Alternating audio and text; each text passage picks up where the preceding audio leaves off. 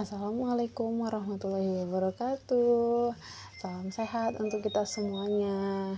Terima kasih teman-teman udah klik podcast saya hari ini. Buat teman-teman yang baru gabung, perkenalkan nama saya Haidani Mintaeto Siregar, SKM. Saya peserta Latsar CPNS golongan 3, angkatan 4, kelompok 1, tahun 2023.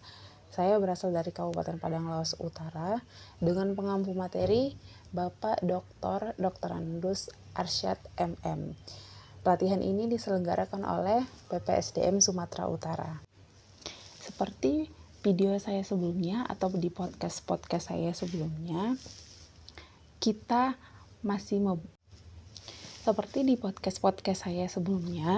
kita akan ngebahas core value ASN berakhlak. Apa itu berakhlak? Berakhlak merupakan akronim dari berorientasi pelayanan, akuntabel, kompeten, harmonis, loyal, adaptif, dan kolaboratif. Adanya core value ASN ini sebagai sari dari nilai-nilai dasar ASN sesuai dengan Undang-Undang Nomor 5 Tahun 2014 tentang Aparatur Sipil Negara dalam satu kesamaan persepsi yang lebih mudah dipahami dan diterapkan oleh seluruh ASN.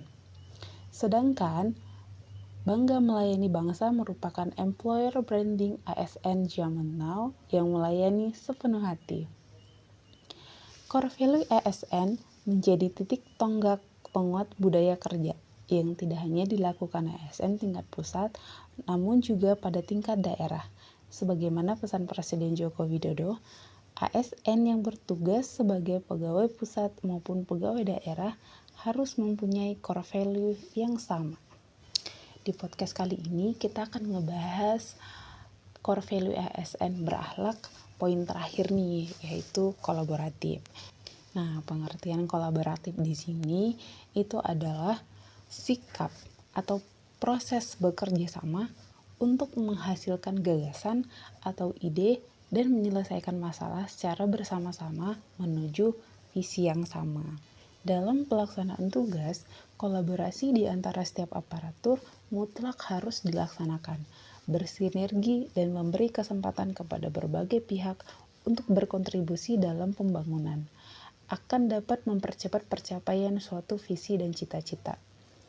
Keterbukaan dalam bekerja sama dan mencari solusi bersama akan dapat menghasilkan nilai tambah dan mempercepat pencapaian tujuan secara bersama-sama.